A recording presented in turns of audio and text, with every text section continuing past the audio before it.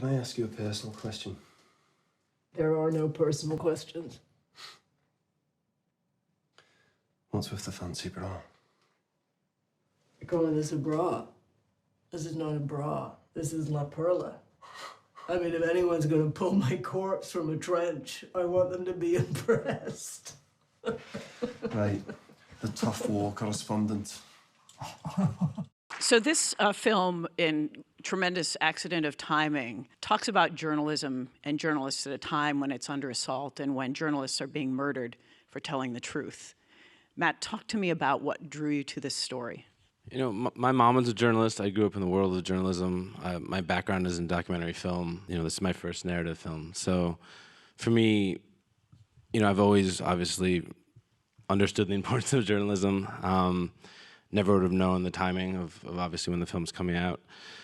But yeah, for me, the film is both an homage to this amazing, courageous, complicated woman, but to journalism and to people who are out there fighting for the truth and you know, shedding light on dark corners of the world.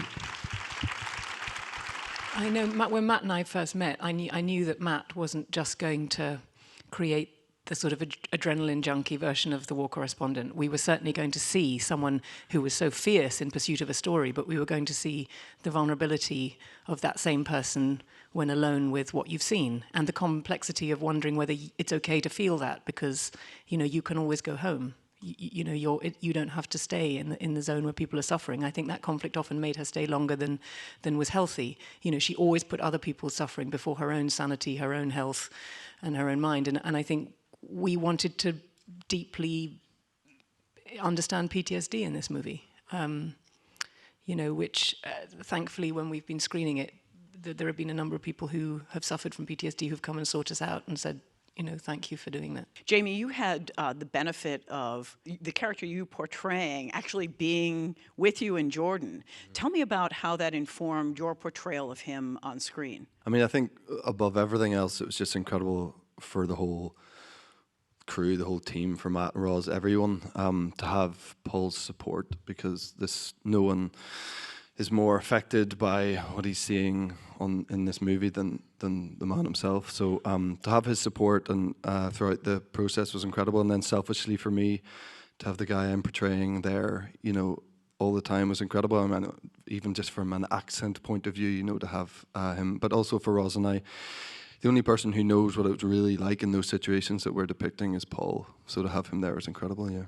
I don't know, you know that Marie did a very famous broadcast on CNN, which went around the world, and it was the first person who was really saying that the story out there about Assad going after terrorist gangs in Syria was a lie, and that it was a city of 28,000 civilians under siege.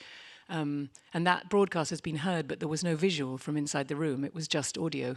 So to get to actually recreate what it was like, and that when you heard that calm voice on CNN, Marie was actually sitting in a room with the building actually shattering around her. You know, Paul was there and could situate us right there.